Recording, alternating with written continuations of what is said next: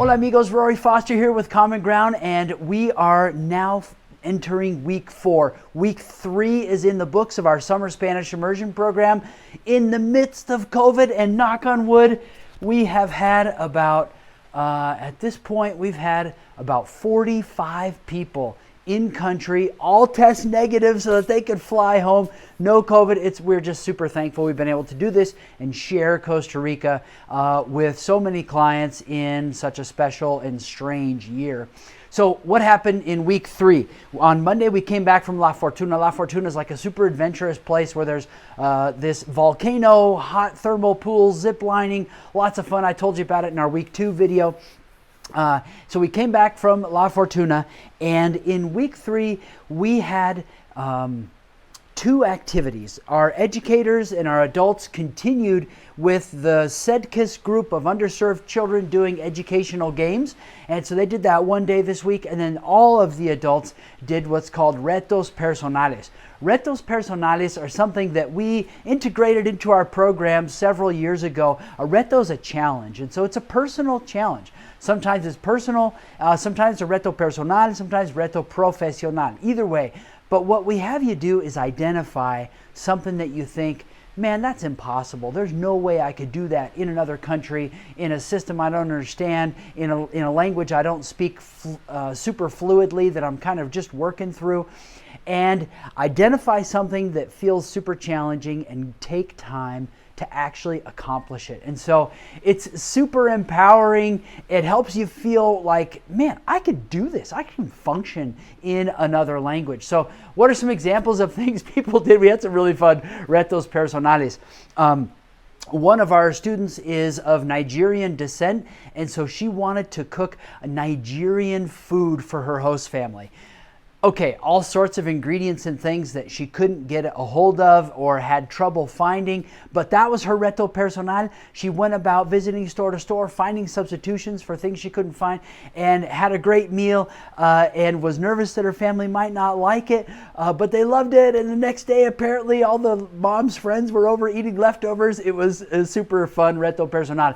Another, one of the physicians on our program decided that he wanted to really nail the neurological exam in Spanish, and so he took some time to go through lining out all the steps of the neuro exam, and then did some practices on his host family, his neuro exam. That was a super functional and practical professional challenge for him.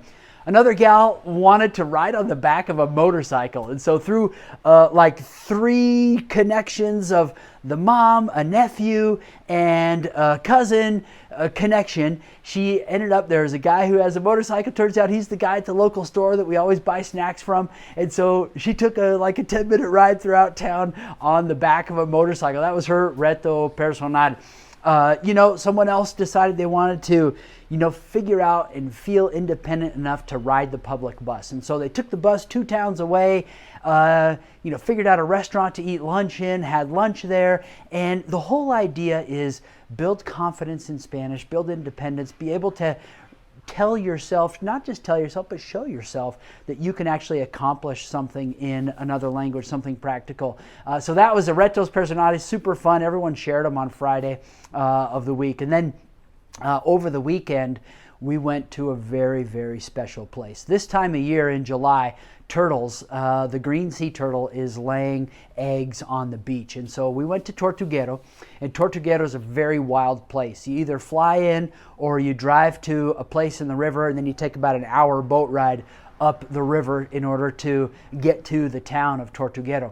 And so we got there, and the first day we got there around noon, had some lunch, and then that night we did a night hike, saw a bunch of night insects and animals, and then after that, from the 10 to 12 slot, from 10 p.m. to the midnight slot, we had our turtle egg laying reservation. And so we went out to the beach. Rained like crazy for a while, and then it finally cleared up, and they've got this whole system of people on the beach. They're called rastreadores, who are out there looking for turtles. And so so you don't have a ton of people walking the beaches and disturbing turtles as they're trying to lay their eggs. They've just got few people out there locating them, and then once this turtle creates its nest and digs its hole with its back paws and everything, or back fins, she kind of goes into this trance.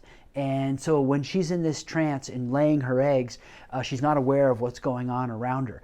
And so that's when we can go and start to watch this process of a green sea turtle. Ours, the one that we saw, was about 1.5 meters, so she was big. And watched her lay her eggs, and we were in three small groups of 7. We would rotate through. We each got to see her laying her eggs, and in total she laid about 120 eggs that night. And then after she finished laying her eggs, we got to see her cover her nest and do what they call the camouflage, the camouflaging process. It's just a really, really cool place. Then the next morning we got up and did a canal tour because it's a bunch of rivers that dump into the Caribbean Ocean there. And so we got to go through on this boat, and literally 3 meters away from a sloth climbing in the branches, and one of the guys on the program said, "You know what? This is like living National Geographic." And so we had a great time. We saw sloths, we saw caiman, we saw all sorts of tropical birds and smaller turtles, freshwater turtles, and it was just a super fun weekend. So stay tuned. Week 4 is coming soon, and we'll let you know what happened in week 4 as soon as it's finished. Ciao, amigos.